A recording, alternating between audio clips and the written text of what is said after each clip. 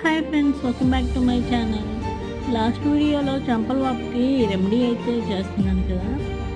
ఇలా పసరు తీసిన తర్వాత దీన్ని మనం చెంపల మీద అయితే రాయాలి.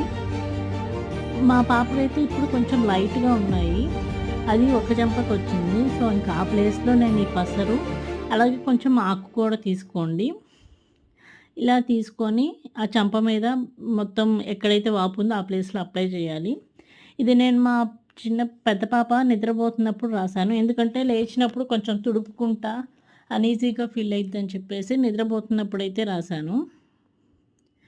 ఇది రాయడం వల్ల నొప్పి తగ్గిద్ది అండ్ వాపు కూడా తగ్గిద్దంట. అలాగే ఇంకా చాలా హోమ్ రెమెడీస్ అయితే చెప్పారు మా నానమ్మ.